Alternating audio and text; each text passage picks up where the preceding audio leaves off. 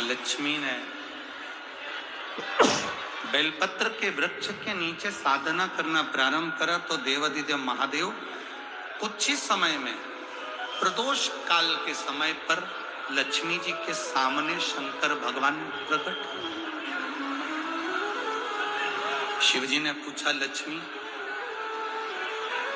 तुम्हें क्या चाहिए? लक्ष्मी जी कहती हैं, मेरी यह अश्व की योनि,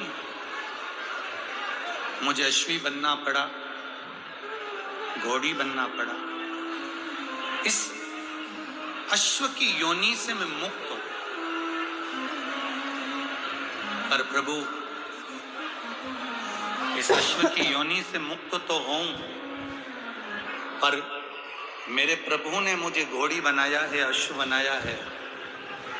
मैं चाहती हूं मेरे नारायण मुझे इसी घोड़ी की योनि में, अश्वी की योनि में प्राप्त कर। इस घोड़ी की योनि में, इस अश्वी की योनि में मेरे स्वामी, मेरे नारायण मुझे प्राप्त कर। ठीक है, भगवान भोलेनाथ जी ने कहा, आप चिंता ना करें, जिस प्रदोष काल में आप बेलपत्री के वृक्ष के नीचे आती हो,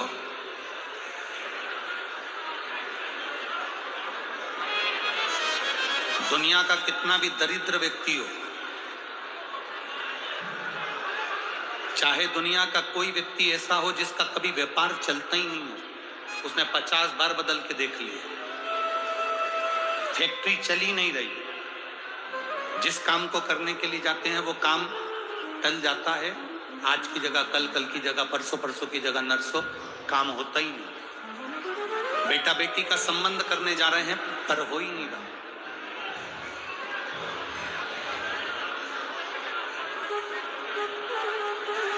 कितना भी दरिद्र से दरिद्र व्यक्ति है, कितना भी दीन से दीन व्यक्ति है, एक नियम वो अगर अपनी जिंदगी में बना ले,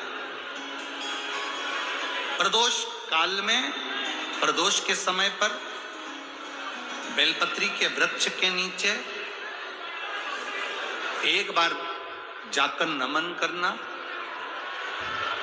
और प्रदोष काल में शंकर भगवान के मंदिर में दिया लगाना, ये 2 चीजें अगर वो 3 महीना भी लगातार कर ले तो उसके जीवन में कभी कोई समस्या आ ही नहीं सकती, कोई दुख आ ही नहीं सकता। एक नियम बना, जैसे जिस नारी को, जिस पुरुष को, जिस बच्चे को, जिस बड़े को चर्म रोग हो जाता है, चमड़ी सफेद पड़ने लगती है,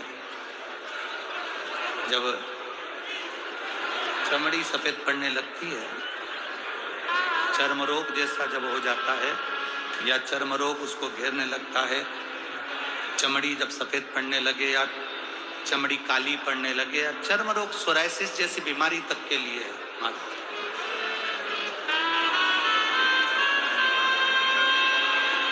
बेलपत्री के वृक्ष के नीचे की मिट्टी, बेलपत्री के वृक्ष के नीचे की मिट्टी, उसको जिस पात्र के अंदर शिवलिंग बनाने के लिए हम गलाएं, जिस पात्र के अंदर हम शिवलिंग बनाने के लिए उसको गलाएं, शिवलिंग का निर्माण कर कर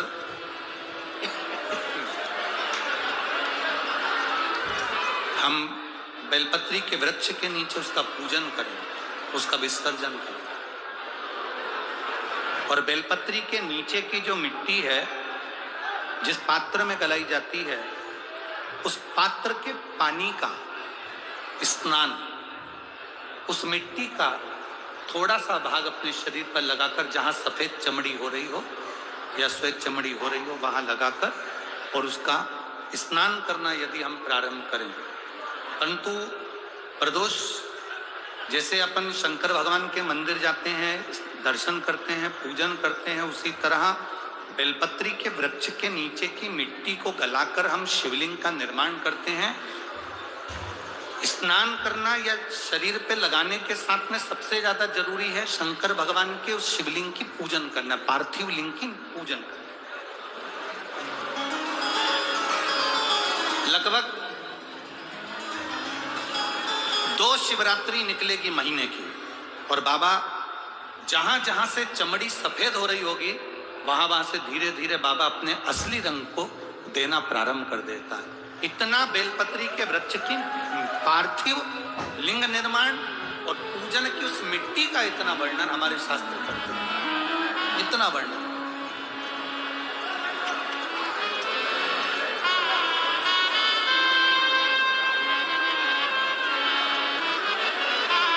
शिव कथा, शिव महापुराण की कथा वर्णन कर रहे। स्वयं भगवान देवादिदेव महादेव ने नारायण से जाकर प्रार्थना की। स्वयं भगवान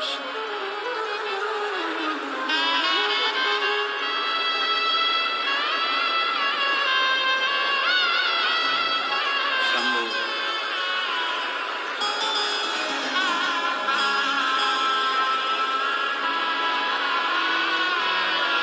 स्वयं भगवान शंकर ने नारायण से जाकर प्रार्थना करी कि माता लक्ष्मी आपके लिए तप साधना कर रही हैं, आप उनको जाकर दर्शन। भगवान नारायण शिव जी के कहने पर जाने लगे। भगवान शंकर के कहने पर भगवान नारायण जाने लगे, पर भगवान शिव जी ने भगवान नारायण को रोका, और भगवान शिव जी ने नारायण को रोककर कहा, प्रभु रुको, मेरा निवेदन केवल इतना सा है, जैसे माता लक्ष्मी घोड़ी बनकर अश्वी बनकर पृथ्वी पर गई हैं, आप अश्व बनकर पृथ्वी पर जाकर लक्ष्मी को लेकर। भगवान स्वयं नारायण अश्व बनकर पृथ्वी पर जाते हैं और लक्ष्मी जी को लेकर आते हैं। शिव महापुराण की कथा कहती है, भगवान शंकर का संवाद कहता है, स्वयं नारायण और स्वयं माता लक्ष्मी बेलपत्री के वृक्ष के नीचे विराजमान शिवलिंग का पूजन करते हैं और बेलपत्र की परिक्रमा करते हैं। जैसे ही उन्होंने बेलपत्र की परिक्रमा करी, शंकर भगवान वहां सम्मुख में जब आते हैं तो नारायण और लक्ष्मी जी भी अश्व की योनि से छूट जाती हैं और नारायण भी अश्व योनि को त्याग कर नारायण लक्ष्मी बनकर वैकुंठ का निवास करने लगते हैं। स्वयं आगे सुंदर शिव महापुराण में वर्णन आया है, भगवान शंकर के तेज पुंज से शरणानंद कार्तिकेय जी का प्रागट्य हुआ, जिनको माता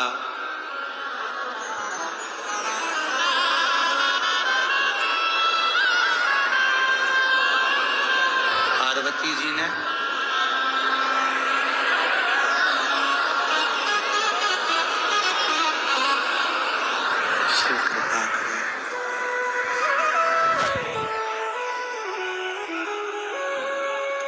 शरणानंद कार्तिकेय जी का संवाद आता है, जहाँ पर माता पार्वती जी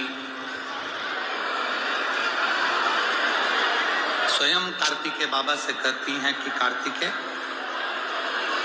तारकासुर के हृदय में तुम्हारे पिता शिव बसते हैं, इसलिए आप तारकासुर का जब संहार करने के लिए जाओ तो हृदय में बाण ना छोड़ो, हृदय में कोई बाण ना छोड़ा जाए। तब स्वयं कार्तिकेय जी ने तारकासुर का संहार करा, पर हृदय में बाण नहीं छोड़ा। आगे समय के अनुकूल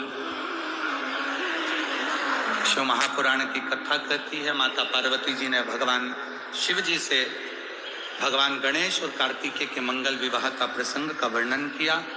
भगवान गणेश जी रिद्धि सिद्धि को लेकर पधार रहे हैं। जोरदार ताली बजाएं। बोल श्री गणेश जी महाराज की।